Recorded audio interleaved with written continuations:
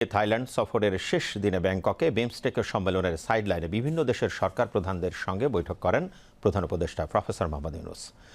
এ সকল বৈঠকে বাণিজ্য ও বিনিয়োগ বৃদ্ধি সহ দ্বিপাক্ষিক স্বার্থ সংশ্লিষ্ট বিভিন্ন বিষয় নিয়ে আলোচনা হয়। বিস্তারিত মোহাম্মদ শামসুল আলমের প্রতিবেদনে। ব্যাংকক সফরের শেষ দিনে বিমস্টেক সম্মেলনের সাইডলাইনে ব্যস্ত সময় অতিবাহিত করেন প্রধান উপদেষ্টা প্রফেসর মোহাম্মদ ইউনূস। শুক্রবার সকালে ব্যাংককের একটি হোটেলে থাই বিশিষ্টজনদের সঙ্গে বৈঠক করেন প্রফেসর ইউনূস। এ সময় আসিয়ানে বাংলাদেশের যোগদানের বিষয়ে ঢাকার প্রচেষ্টায় সমর্থন দানের জন্য থাইল্যান্ডের বিশিষ্টজনদের প্রতি আহ্বান জানান প্রধান উপদেষ্টা।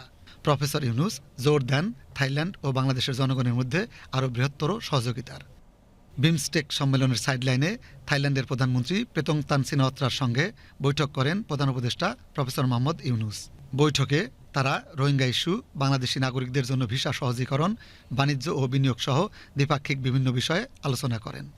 দুর্নীতি প্রতিরোধে যৌথভাবে আন্তর্জাতিক সহযোগিতা জোরদারের লক্ষ্যে বাংলাদেশ এবং থাইল্যান্ডের মধ্যে একটি সমঝোতা স্মারক স্বাক্ষরিত হয়েছে।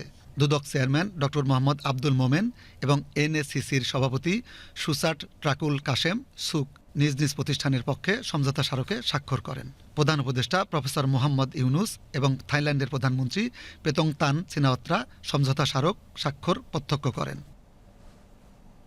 ব্যাংককে বিমস্টেক সম্মেলনের সাইডলাইনে প্রধান উপদেষ্টা প্রফেসর মোহাম্মদ ইউনূসের সঙ্গে বৈঠক করেন ভুটানের প্রধানমন্ত্রী দাসো সেরিং তোবগে। পরে প্রধান উপদেষ্টা প্রফেসর মোহাম্মদ ইউনূসের সঙ্গে হোটেল সাংগ্রিলায় বৈঠক করেন শ্রীলঙ্কার প্রধানমন্ত্রী হরিণী অমরা সুরিয়া। বৈঠকে পাচারকৃত অর্থ ফেরত আনা, বাণিজ্য ও উভয় দেশের মধ্যে সহযোগিতা বৃদ্ধি সহ বিভিন্ন বিষয়ে আলোচনা করেন নেতৃবৃন্দ। এর আগে প্রধান উপদেষ্টা প্রফেসর মোহাম্মদ ইউনূসের সঙ্গে সাক্ষাৎ করেন বিমস্টেকের মহাসচিব ইন্দ্রমণি পাণ্ডে। বিমস্টেক সদস্য দেশগুলোর তরুণ ছেলেমেয়েদের মধ্যে সম্পৃক্ততা বাড়াতে বিমস্টেক ইয়ুথ ফেস্টিভ্যালের উদ্যোগ নিতে মহাসচিবকে নির্দেশ দেন প্রধান উপদেষ্টা।